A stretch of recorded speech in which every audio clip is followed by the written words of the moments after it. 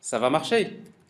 Je fais inversement, je fais un retrait, il n'y a pas de problème. Donc, c'est-à-dire, c'est les cas où il n'y a pas de problème, il n'y a pas de problème. Mais si vous avez par exemple un cas exceptionnel, vous tentez de faire un retrait d'un montant qui n'est pas suffisant, voilà ce que vous allez avoir. Alors maintenant, si en fait, comme l'exception n'a pas été capturée, la JVM, il affiche la trace de l'exception. Vous voyez donc la trace de l'exception, il appelle par défaut la méthode print stake tourist. Et après, l'application s'arrête. Qu'est-ce qui nous montre que l'application s'arrête? Alors, voilà, il n'a pas affiché donc le solde final, n'est-ce pas?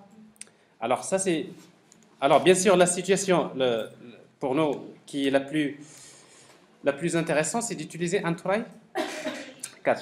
Alors sauf que vous allez voir que cette application elle est loin d'être parfaite. Pourquoi?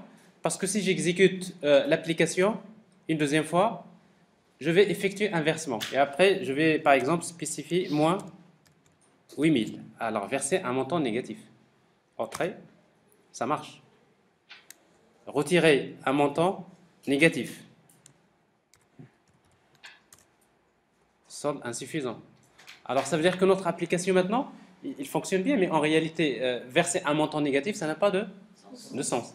Alors il dit que donc on va supposer encore que si le montant est négatif, il faut également générer une exception. Alors comment on va traiter ça au niveau de l'application? Ben, on va, par exemple, dans la méthode main, on ne va pas accepter ça, donc on va tout simplement utiliser if. Si le montant est inférieur à 0, qu'est-ce qu'on va faire à nouveau? Throw new exception.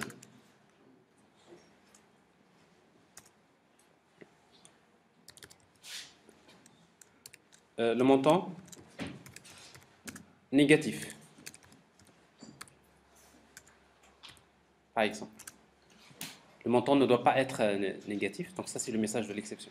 Alors sauf qu'ici la même chose, donc vous avez ici une exception qui est surveillée, n'est-ce pas? Alors on peut toujours utiliser la même chose, throw exception, n'est-ce pas? Alors juste pour changer, au lieu de générer une exception qui n'est pas surveillée, qui est surveillée, on va générer une exception qui est plutôt, c'est l'inverse. Au lieu de générer une exception surveillée, on va générer une exception qui n'est pas surveillée. Alors, les exceptions non surveillées, c'est des exceptions qui héritent de la classe runtime exception. Donc, si vous générez runtime exception, vous générez bien une exception. Premièrement, on n'est pas obligé d'avoir ici throws, n'est-ce pas? Et en même temps, le compilateur n'a rien signalé. Donc vous voyez donc la différence entre exception surveillée, exception non surveillée. Alors sauf que bien sûr, cette exception surveillée, quand je fais maintenant le traitement, je vais changer la structure de mon programme, je vais faire un try au départ,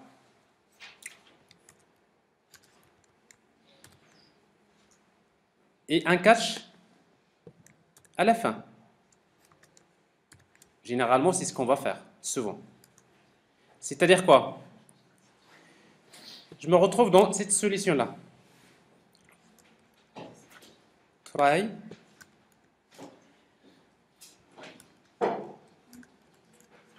Catch.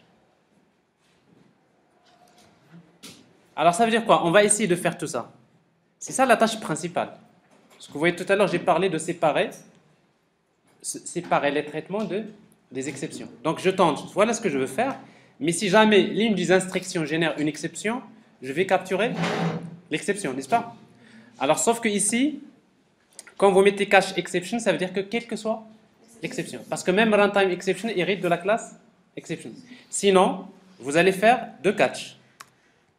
Un premier, vous mettez catch runtime exception. Et là, vous affichez le message, par exemple e.getMessage. Alors, nous sommes ici dans deux situations. Je fais un traitement. Si jamais il y a runtime exception, je fais ce traitement. Je vais afficher le message l'exception. Si c'est une exception quelconque, je fais ce traitement. Alors, qu'est-ce qui va se passer? J'exécute l'application.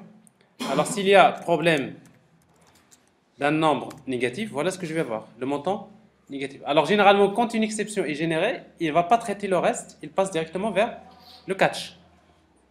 D'accord?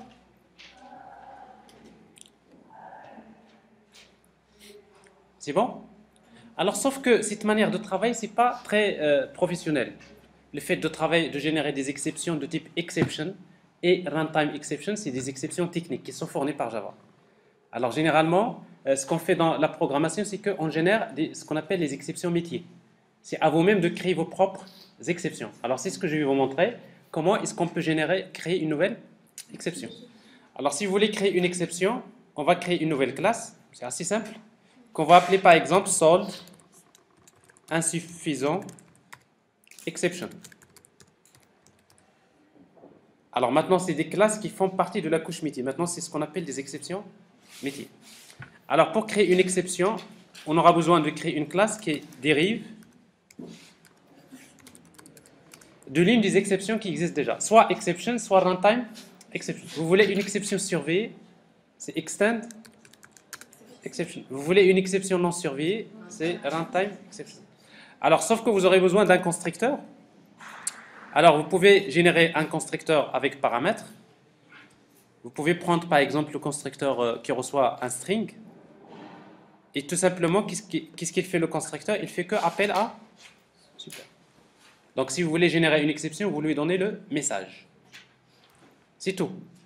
Alors, créer une nouvelle exception, c'est créer une classe qui dérive de la classe exception.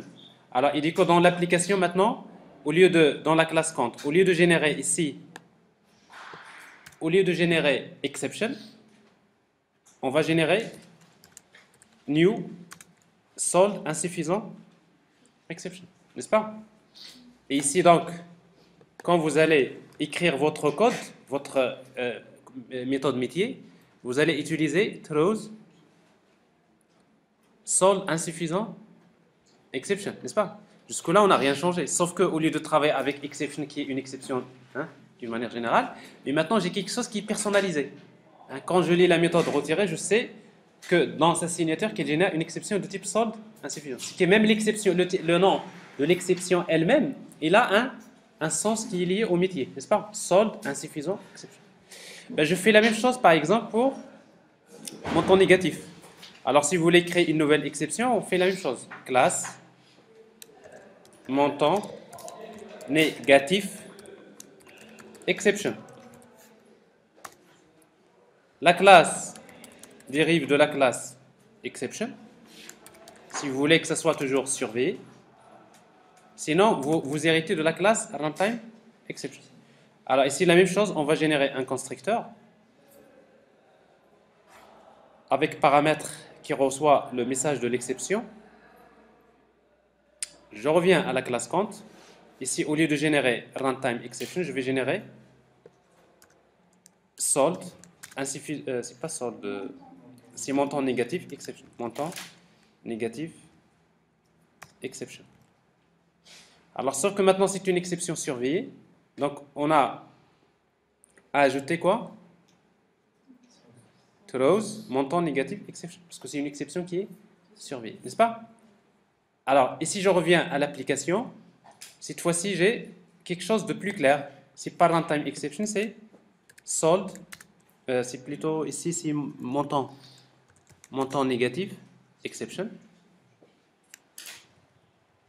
Ici, au lieu de faire catch exception, c'est tout simplement solve insuffisant exception.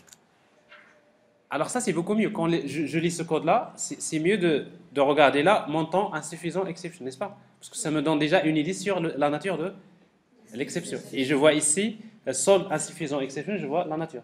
Donc vous voyez donc l'intérêt de personnaliser les exceptions. C'est parce que vous devenez un peu plus professionnel. C'est que dans votre application qui contiendra peut-être des milliers de classes, quand vous avez des exceptions comme ça, vous savez de quoi, au moins, il s'agit.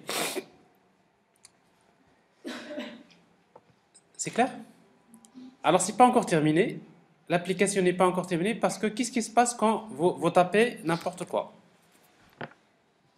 Vous voulez saisir un montant et après l'utilisateur a saisi des lettres au lieu des chiffres.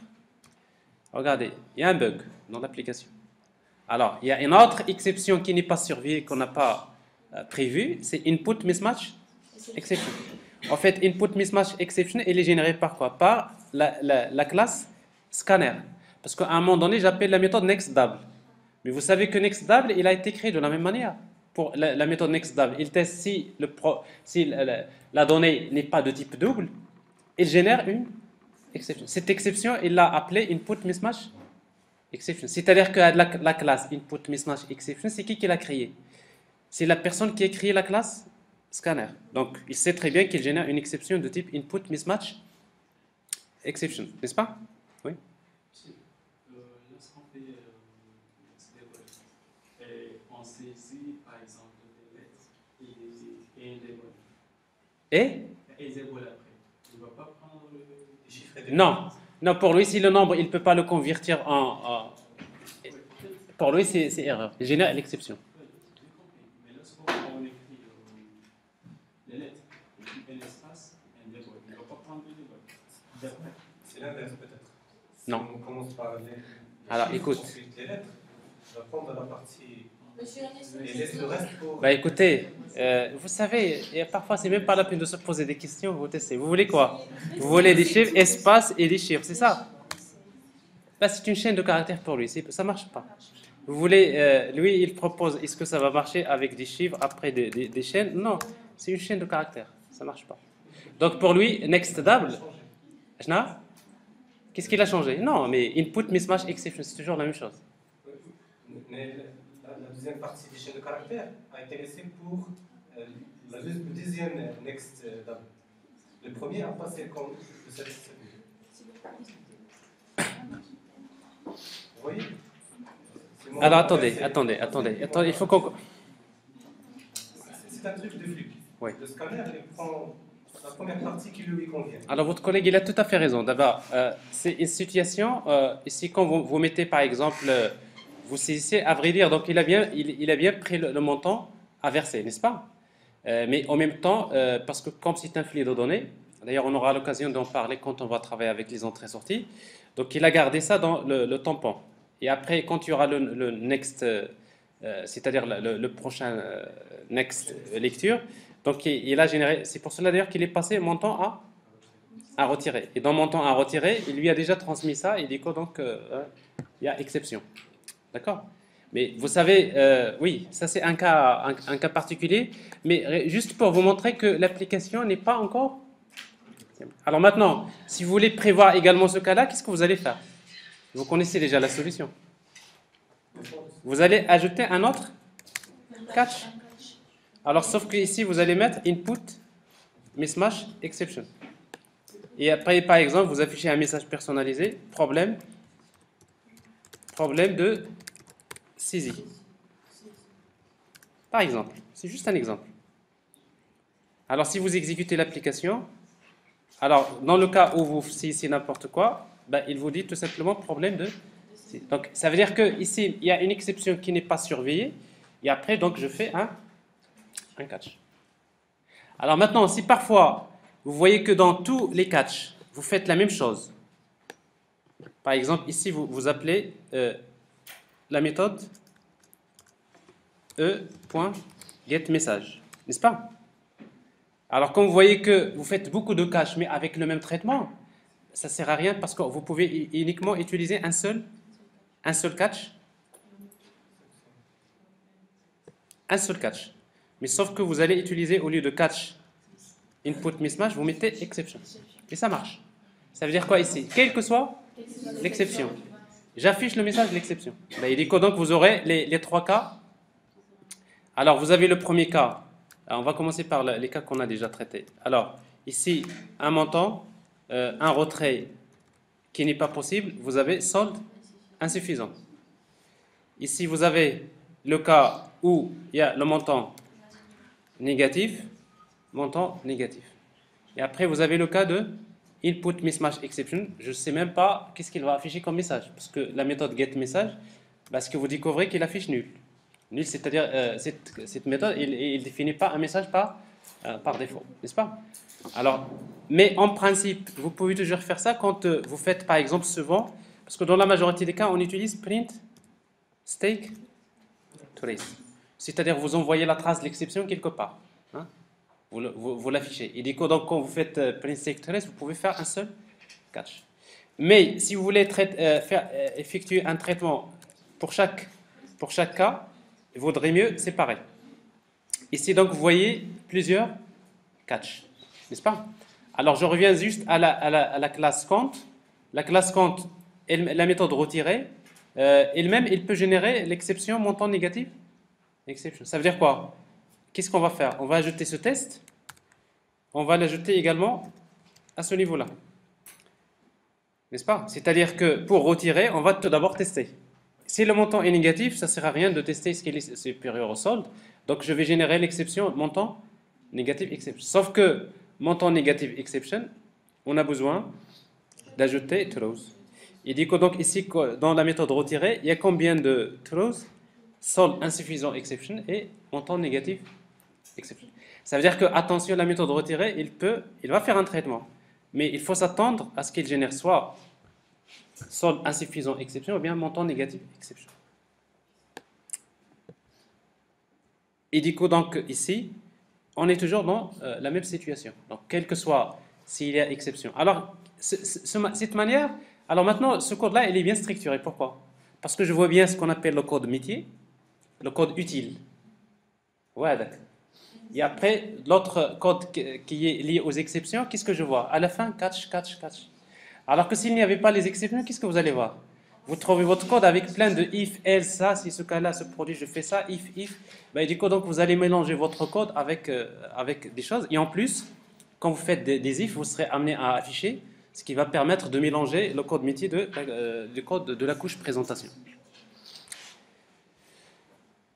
Alors, pour terminer, dans la syntaxe de l'exception, vous avez, c'est vrai, try catch, vous pouvez faire plusieurs catch, mais à la fin, vous pouvez quand même ajouter un bloc qui est très important parfois, finally, exactement.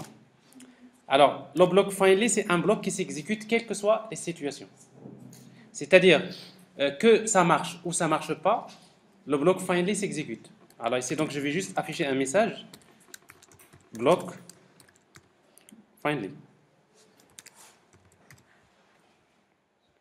Alors, si vous exécutez l'application, dans le cas normal, je vais retirer un montant qui est possible. Vous voyez donc, il y a le solde, mais il vous affiche le bloc. C'est-à-dire même dans la situation normale, ce bloc s'exécute. Dans le cas où il y a une exception,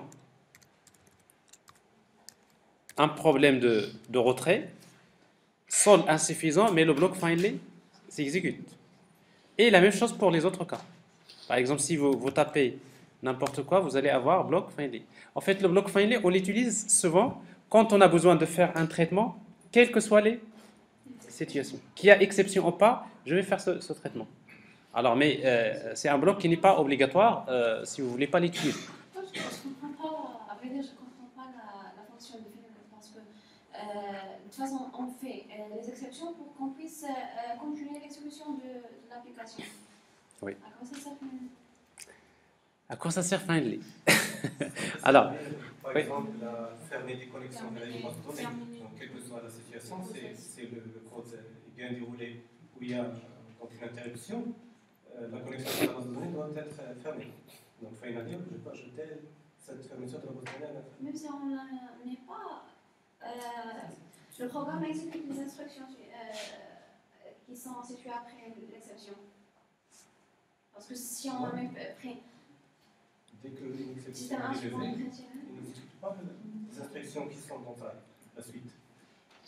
Ils sont directement vers les cartes et vers final. Alors c'est maintenant, je voulais